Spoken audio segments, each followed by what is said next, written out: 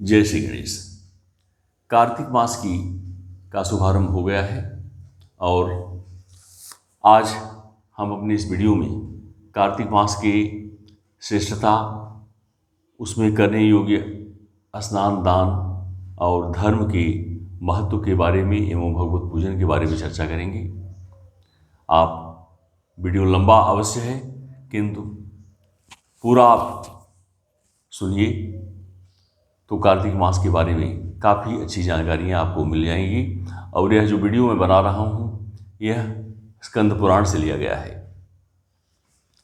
नारायणं नमस्कृत्यं नरं चैव नरोत्तमं देवीं सरस्वतीं चैव ततो जयमुदीरयेत्। भगवान नारायण, नरश्रेष्ठ नर तथा सरस्वती देवी को नमस्कार करके जय स्वरूप इतिहास पुराण का पाठ का शुभारंभ करना चाहिए। ऋषि बोले, सूत जी, हम लोग कार्तिक मास का महात्म्य सुनना चाहते हैं। तब सूत जी ने कहा, ऋषियों, तुमने मुझसे जो प्रश्न किया है उसी को ब्रह्मपुत्र नारद जी ने जगत गुरु ब्रह्मा से इस प्रकार पूछा था। पितामह, मासों में सबसे श्रेष्ठ मास कौन सा है? देवताओं में सर्वोत्तम देवता कौन है? और तीर्थों में विशिष्ट तीर्थ कौन सा है? ब्रह्मा जी ने जो नारद को उत्तर दिया था वह है कि मासों में कार्तिक मास, देवताओं में भगवान विष्णु और तीर्थों में बद्रिकाश्रम श्रेष्ठ है। ये तीनों कलयुग में अत्यंत दुर्लभ हैं।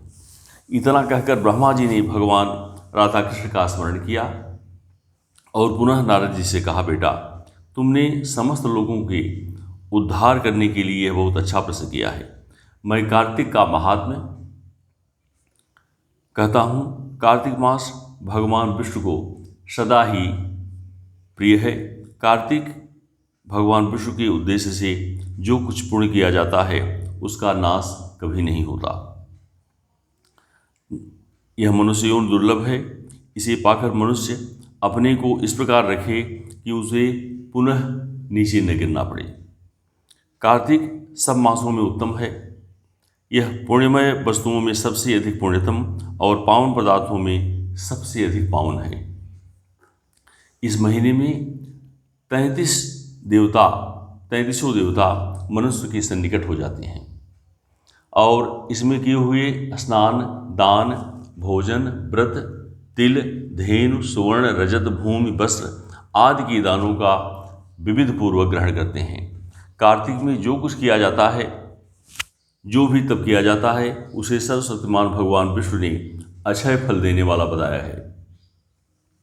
भगवान विष्णु के उद्देश्य से मनुष्य कार्तिक में जो कुछ दान करता है वह अक्षय रूप में प्राप्त होता है।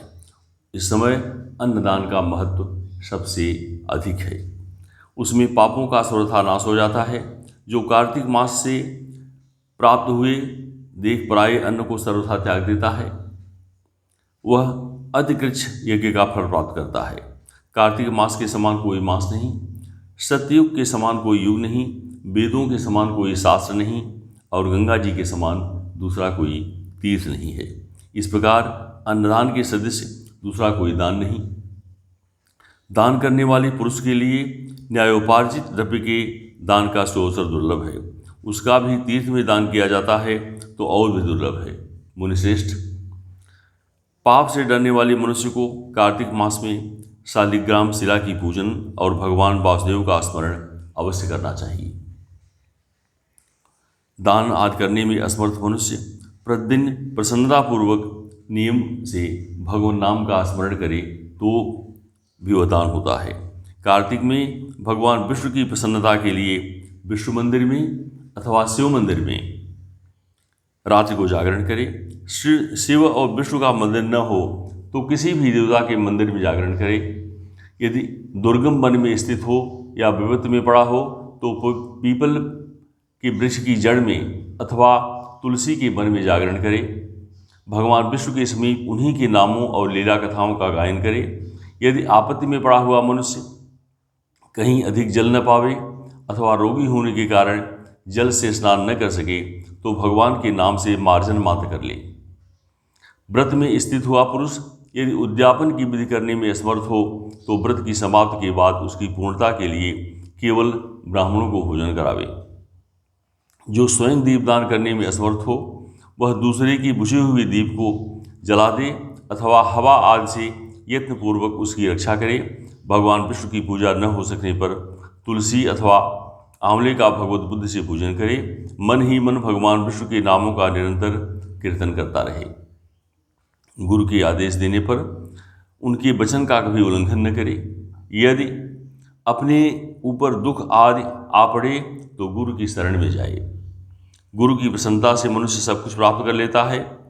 परम बुद्धिमान कपिल और महातपस्वी सुमद भी अपने गुरु गौतम की सेवा से अमृत को प्राप्त हुए हैं। इसलिए विष्णु भक्ति पुरुष कार्तिक में सब प्रकार से प्रयत्न करके गुरु की सेवा करें।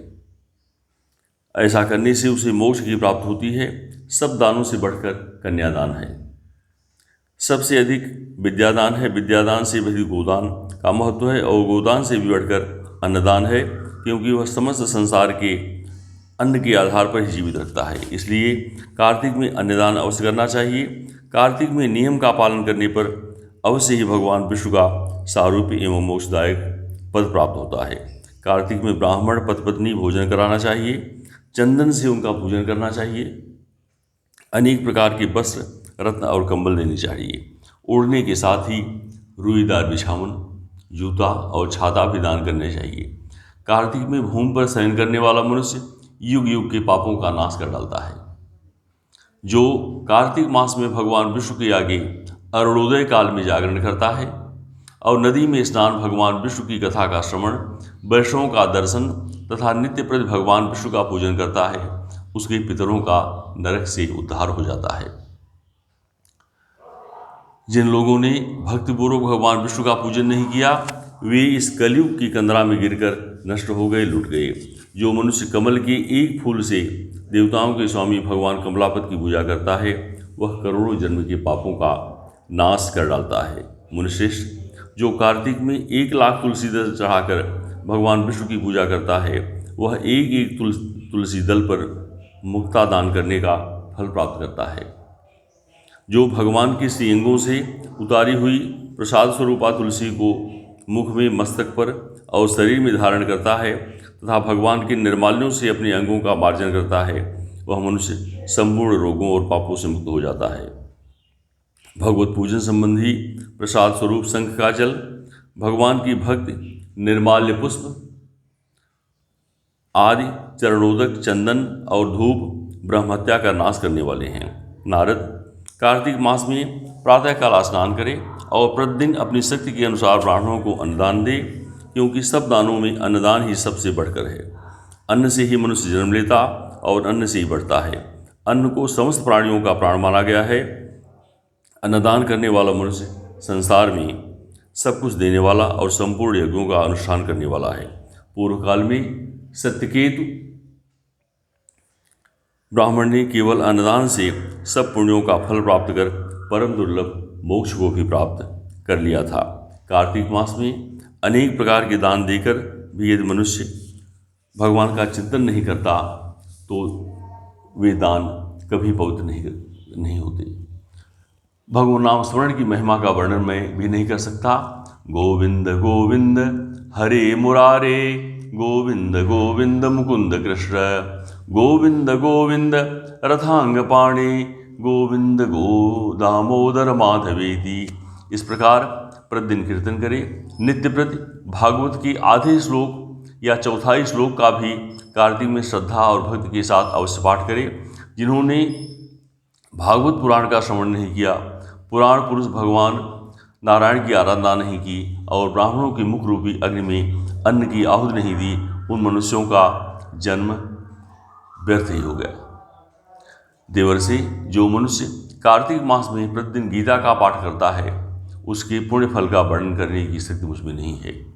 गीता के समान कोई शास्त्र न तो हुआ और न होगा। एकमात्र गीता ही सदा सब पापों को हरने वाली और मोक्ष देने वाली है। गीता के एक अध्याय का पाठ करने से मनुष्य घोर नरक से मुक्त हो जाता है, जैसे जड़ ब्राह्मण मुक्त हो गया था। 7 समुद्रों तक की पृथ्वी का दान करने से जो फल प्राप्त होता है, शालिग्राम शिला के दान करने से मनुष्य उसी फल को पा लेता है। अतः कार्तिक मास में स्नान तथा दान पूर्वक शालिग्राम शिला का दान अवश्य करना चाहिए। यह था स्कंद पुराण से कार्तिक मास की श्रेष्ठता, उसमें करने योग्य स्नान, दान, भगवत पूजन और धर्म के महत्व का वर्णन। जय श्री कृष्ण। इसमें हुई त्रुटियों को क्षमा करें। जय श्री कृष्ण, जय श्री कृष्ण, जय श्री कृष्ण।